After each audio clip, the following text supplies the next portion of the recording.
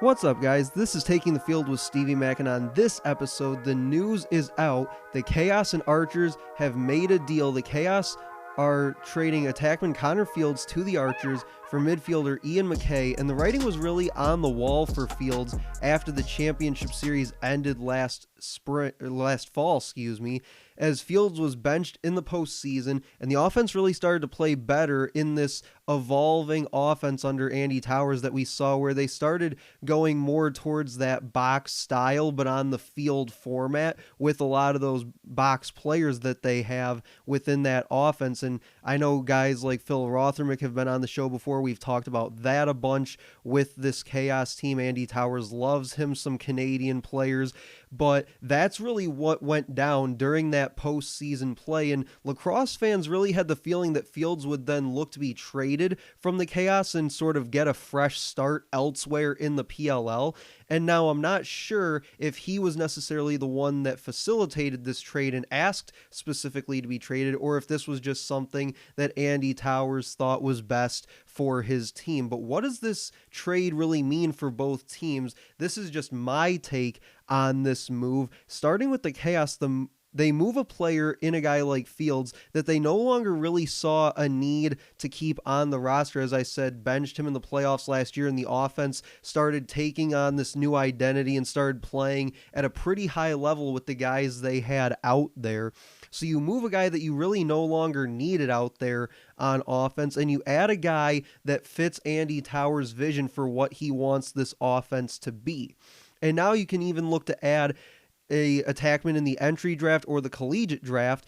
And even if you don't do that, I mean, the Chaos are still ridiculously loaded on offense. At attack, you've got guys like Josh Byrne, Curtis Dixon, Austin Stotts, Miles Thompson, just to name the several that are already there. But if you did want to go and get a high-level attackman in one of those two drafts that I mentioned, I know I've mentioned it on a few episodes now of the podcast in the past several episodes, especially that one with Phil Rothermick not that long ago. But if the Chaos really wanted to be aggressive this offseason and really go for it here in 2021 and get that championship for Andy Towers, is that they could look to trade for the number one pick from the Atlas and go get a guy like Jeff Teat, who Andy Towers took a flyer on in last year's collegiate draft, the shortened collegiate draft due to COVID. In that second round, obviously, we all know Teat elected to return for an extra year of eligibility in college, although it didn't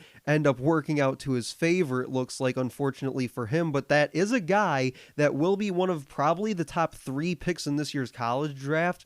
And I think it's a guy that Andy Towers really likes, and I wouldn't be at all surprised if he does make a deal, whether it be with the Atlas or whoever, to trade up into one of those top 3 picks and go get him. But also in the midfield now, you have Salcido, MacKay, Dane Smith, Jake Fricaro, Deemer Class, and that's just to name a few of them. So again, this is a ridiculously loaded Chaos offense to go with what they already possess on defense, with guys like Troy Ray, Jared Newman, and of course the 2-time reigning goalie of the year in Blaze Reardon.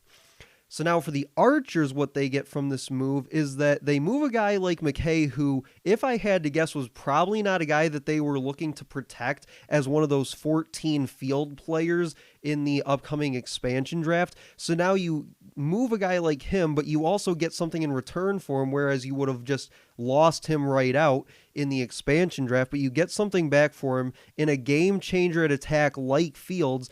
But now the question becomes, where do you put him? Fields will likely play a different role than what he had with the Chaos. Potentially what I'm seeing on Twitter is a lot of people saying he'll more than likely come out of the box in that offense with Holman, Manny, and Eamon already there at attack. So a loaded attack unit now for Chris Bates and the Archers. But really for me, that's a very good problem to have, is to have, I guess, quote unquote, too much offense. I don't think there's really such a thing. And again, that's something that I've had discussions about with people on past episodes of the show. But with guys like Holman, Manny, Eamon, Tom Schreiber, Connor Fields, one of the biggest questions going around on Twitter now with the news of this trade is, which one of them do you pull? Because you can only have 4 pulls on the field at one time, and that's 5 guys right there. So which one gets the shorty matchup is going to be something that'll be interesting to see how opposing defenses play that one out and how they scheme for that as well.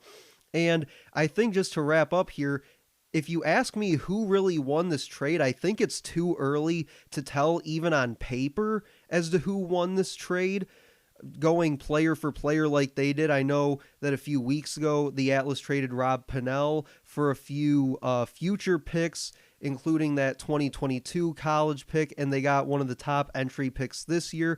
But I think it's really too soon to tell with this one on paper, because I think at the very least, both teams got something out of it that they can feel good about moving forward. For the Chaos, you moved a guy that you didn't really need and got a guy that I think you can really use in that midfield group with guys like Salcido, Dane Smith, Jake Fricaro, and other guys like that. And I think for the Archers, you get a dynamic offensive weapon. And again, there's no such thing as having too much offense in this league. The Archers are probably one of the top 3 or 4 defenses, as we well know, in the PLL. Now adding a guy like Fields makes them probably one of the top 3 or so offenses in the league as well.